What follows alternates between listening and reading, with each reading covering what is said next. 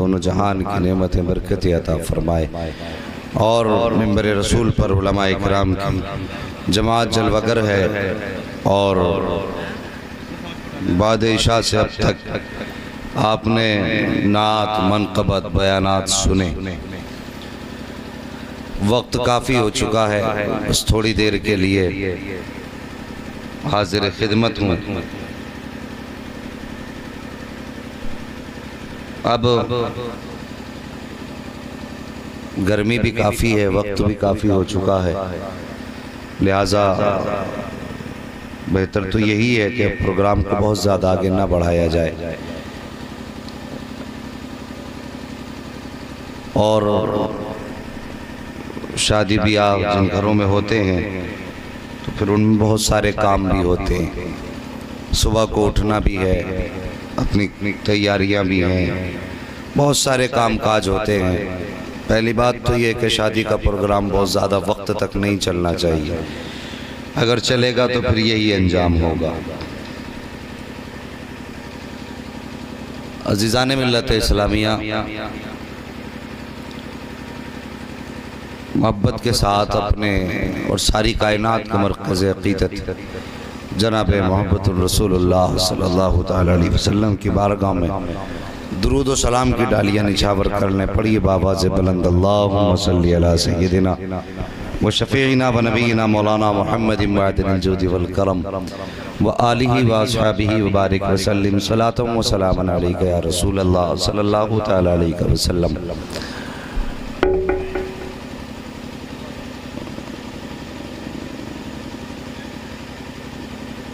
دنیا میں خوشی اور غم یہ زندگی کے ساتھی ہیں۔ انسان کی اس مختصر سی زندگی میں غم اور خوشی کا ریلا انسان کے ساتھ لگا رہتا ہے۔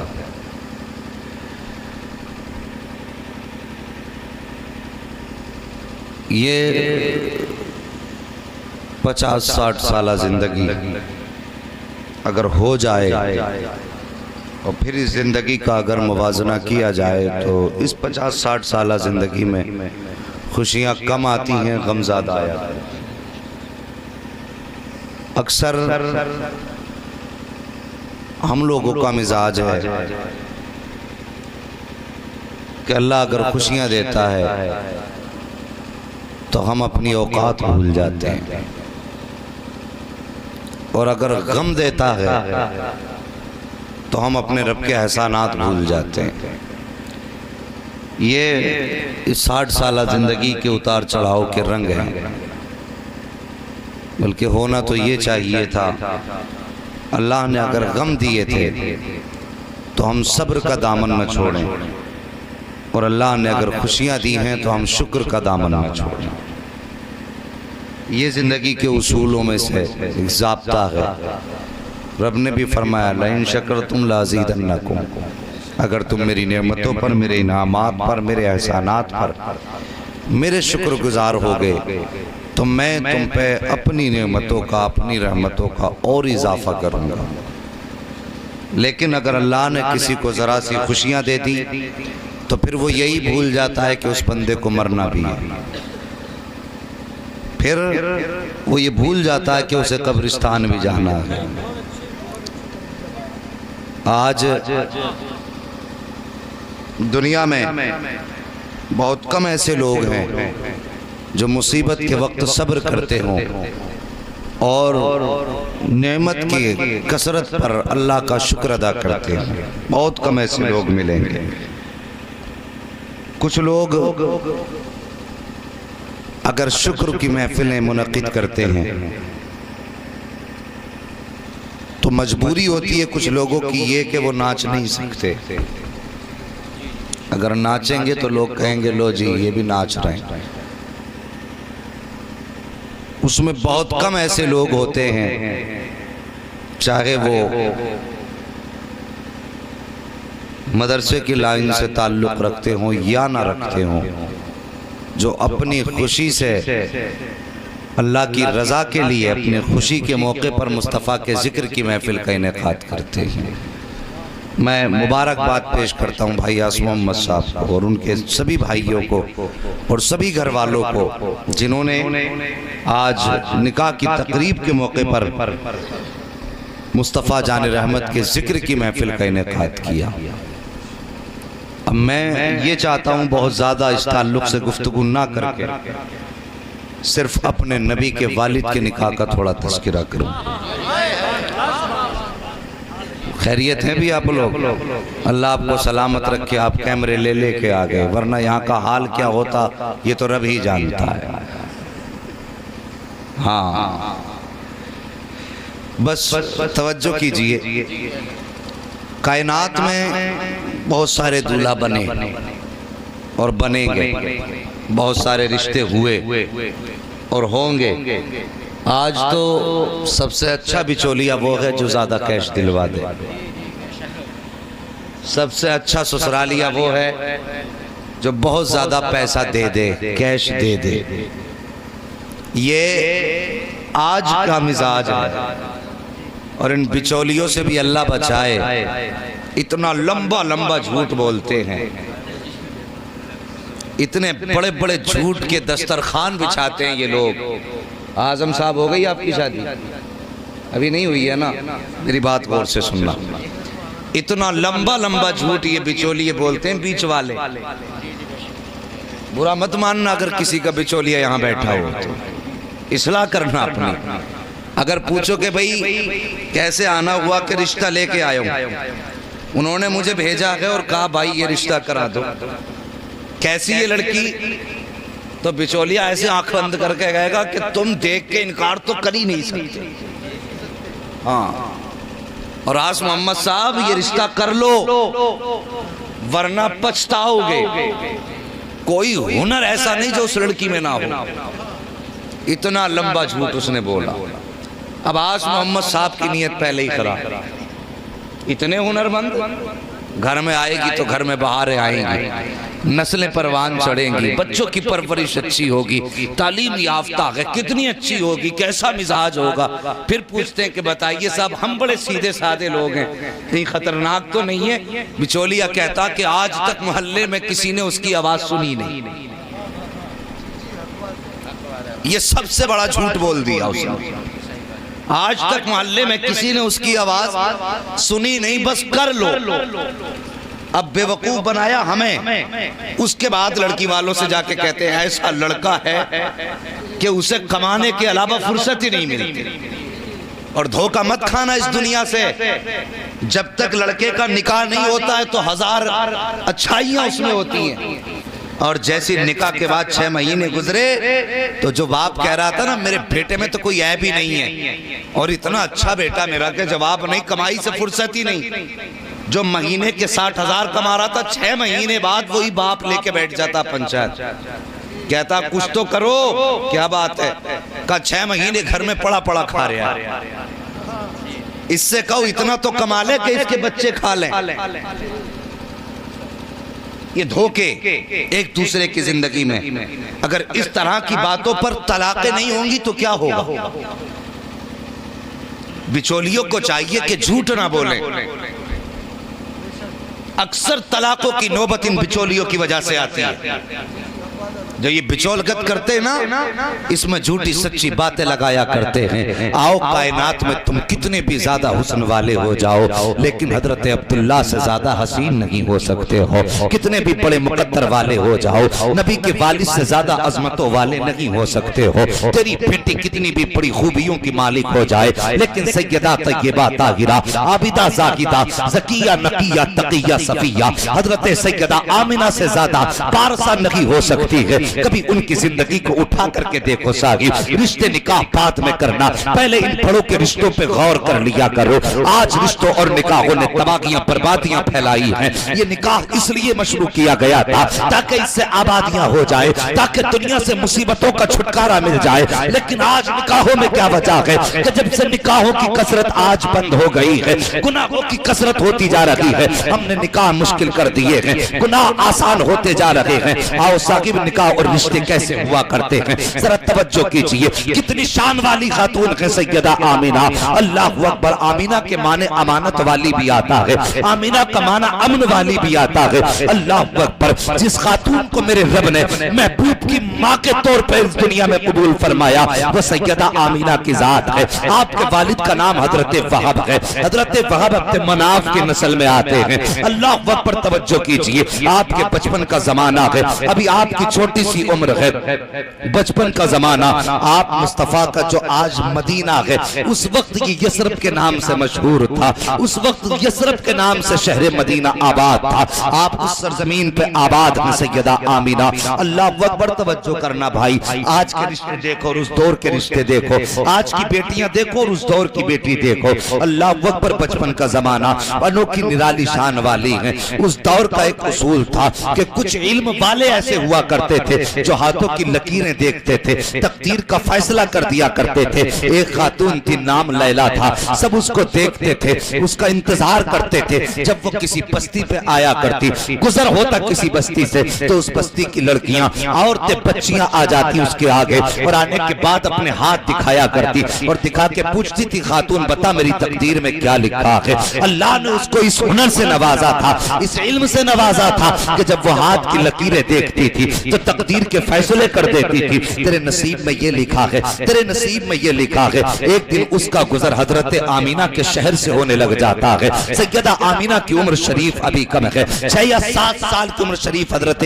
آمینہ کی ہے۔ جب گزر ہوا نا حضرت آمینہ کے شہر سے، گزرنے لگی، پورے شہر میں شور ہو گیا لیلا آ رہی ہے، جسے اپنی تقدیر کے بارے میں پتا کرنا ہے، آئے وہ لیلا سے اپنی تقدیر کے بارے میں پوچھ لے۔ اللہ اکبر۔ جیسی لیلا نے قدم رکھا ہے اس شہر کی عورتوں نے، یثرب کی عورتیں، بچیاں آ جاتی ہیں، آنے کے بعد اپنے اپنے ہاتھ لیلا کے آگے کر دیے، کہا لیلا بتا میری تقدیر میں کیا لکھا ہے۔ جس کی تقدیر میں جو ہوتا لیلا ایک نگاہ ڈالتی تقدیر بتا دیتی، تیرے نصیب میں یہ لکھا ہے، تیرے نصیب میں یہ لکھا ہے۔ اسی منظر کو دور کھڑے ہو کر کے حضرت عبداللہ کی زوجہ میرے نبی کی والدہ حضرت آمینہ ملاحظہ فرما رہی ہیں، جیسی دور سے آپ یہ منظر دیکھ رہی ہیں، کسی خاتون نے کہا تھا آمینہ تو بھی تو جا کر کے اپنے ہاتھوں کی لکیریں دکھا دے، تو دیکھ تیری تقدیر میں کیا لکھا ہوا ہے۔ سیدہ آمینہ آگے بڑھی ہے، جانے کے بعد اپنا ہاتھ کاغینہ کے آگے جا کے کر دیا ہے۔ کاغینہ نے جب اس ہاتھ کو دیکھا، کاغینہ کا نام لیلا ہے، ہاتھ کو دیکھا،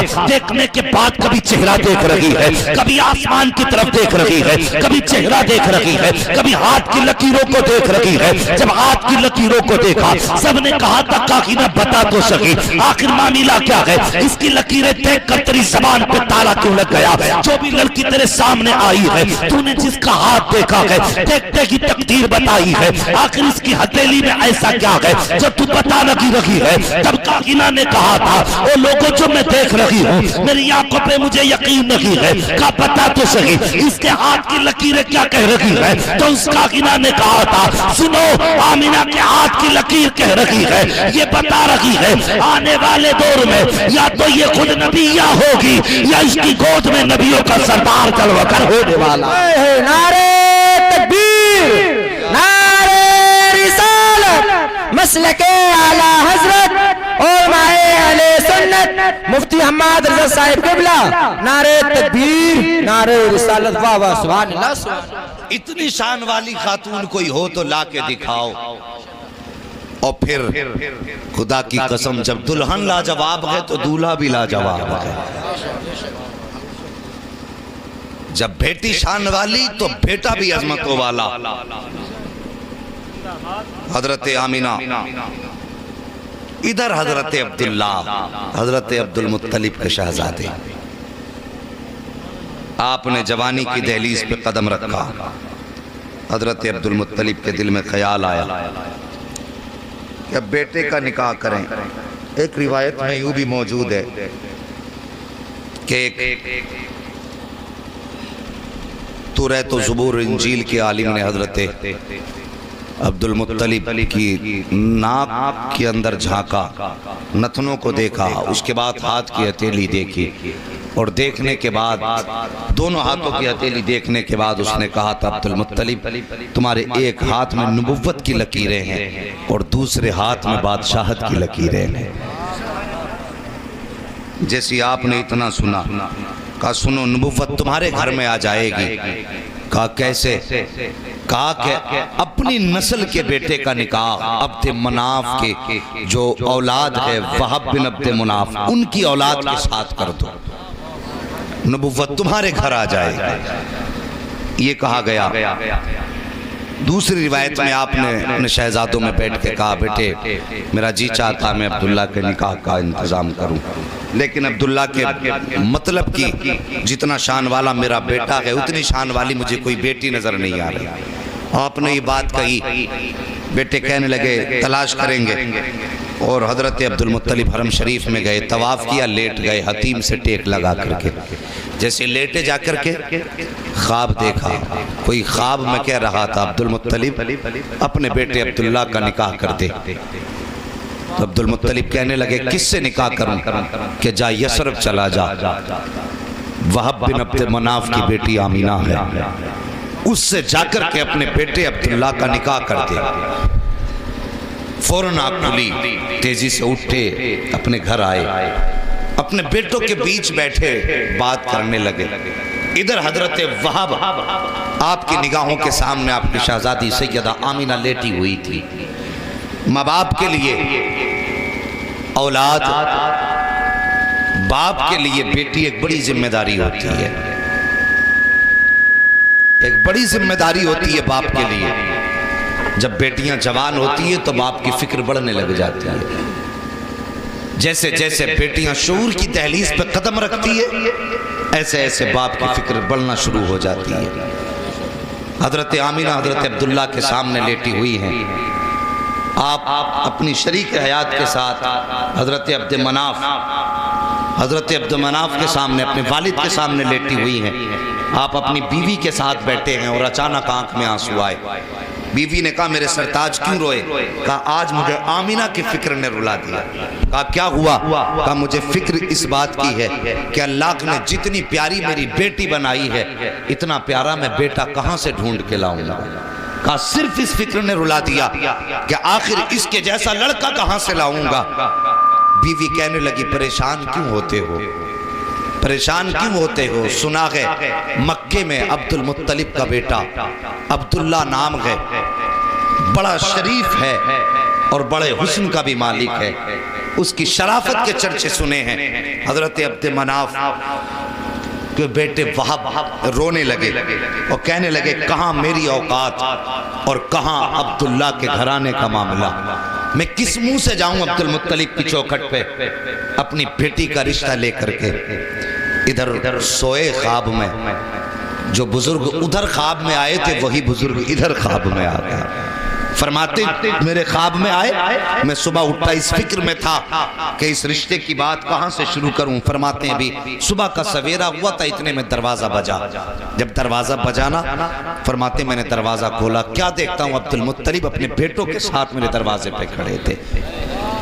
میں دیکھ کے حیرت میں پڑ گیا، یا اللہ ان کے بارے میں تو رات سوچ رہا تھا، یہ آ کیسے گئے؟ فرماتے میں پریشان سا ہوا.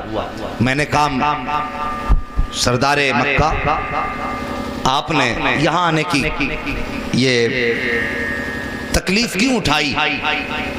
تو ان کے جملے سنو. آپ فرماتے ہیں وہب ہم آج تیرے دروازے پہ مہمان بن کے نہیں آئے، سردار بن کر کے نہیں آئے، بلکہ تیری بیٹی کے سوالی بن کر کے آئے.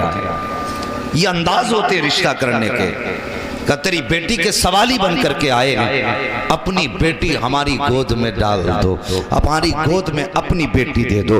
اللہ اکبر. اتنی بات کہی تھی حضرت وہب کی آنکھیں برسنے لگی، زبان پہ خاموشی کا تالا لگ گیا. عبد المطلب کہنے لگے وہب کیا رشتہ قبول نہیں ہے، یا ہمارا بیٹا پسند نہیں ہے، یا ہمارا گھرانہ پسند نہیں ہے؟ جب اتنی بات کہی تھی حضرت وہب روئے. کہتے ہیں میں کون ہوتا ہوں جو آپ کے بیٹے کے رشتے کا انکار کر سکوں؟ میری اوقات کیا ہے جو میں آپ کو اپنی چوکھٹ سے واپس بھیج سکوں. کہا پھر انتظار کس بات کا ہے, بتاتے کیوں لگی ہو؟ اللہ اکبر, اتنی بات کہی تھی. وہب بن عبد مناف کہتے ہیں عبد المطلب میں کیسے انکار کر سکتا ہوں, میری حیثیت کیا ہے؟ کہا پھر کیا مرضی ہے؟ کہا سنو میری طرف سے ہاں ہے. کہا پھر سکوت کس وجہ سے ہے؟ کہا سکوت اس وجہ سے ہے کہ ایک عظیم شخص میرے خواب میں آیا تھا, اس نے کہا تھا یہ پیغام لے کر کے تمہیں عبد المطلب کی چوکھٹ پر جانا ہے, لیکن آپ خود میری چوکھٹ پر آئے ہیں. تب عبد المطلب نے کہا تھا اے وہب بن عبد مناف, میں خود نہیں آیا ہوں بلکہ مجھے بھیجا گیا ہے, جو تیری چوکھٹ پہ آنے کے بعد میرے عبداللہ کا پتہ بتا کے گیا ہے. کل وہ میرے خواب میں آیا تھا اور مجھ کو تیری بیٹی کا پتہ بتا کر کے گیا ہے.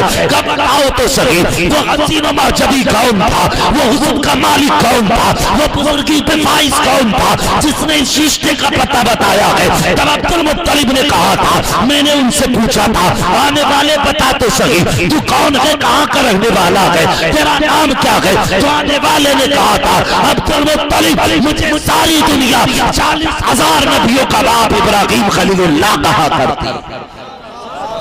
اللہ اکبر.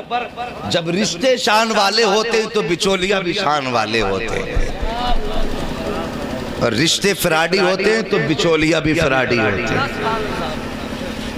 ہاں اللہ توفیق دے تو رشتوں میں احتیاط برتیے, لوگوں کی زبان اور ان کے دھوکوں سے بچ کے رہیے, ورنہ بچولیے اتنا بڑھا دیتے ہیں بات کو کہ جس کا نکاح ہوتا وہ عجیب خواب سما لیتا ہے دل میں. کہتے ہیں خوبصورت تو بہت ہی ہے, ٹھکانہ نہیں. ایسے کہہ دیا اب وہ خواب دیکھ رہا ہے دماغ میں ہی, اتنی خوبصورت بتائیے اس نے کئی بار کہا بہت خوبصورت. سوچا ہے کبھی اس کا نقصان؟ اگر شوہر نے جو سوچا تھا لڑکی کے بارے میں پہلی نظر میں اس کو اگر ویسی نہ لگی نا, تو پھر لڑکی ہمیشہ کے لیے شوہر کی نظر سے اتر جاتی ہے. اتنا بڑا نقصان ہے. یہ فطرتاً بات کر رہا ہوں, شریعتاً نہیں. یہ کوئی مسئلہ نہیں ہے کہ اگر اس کے بتانے کے مطابق نہ ہوئی تو اس کی نظر سے گرنا ضروری ہے. یہ فطرت ہے انسان کی, جیسا سوچا اگر ویسا خواب نہ نکلا تو پھر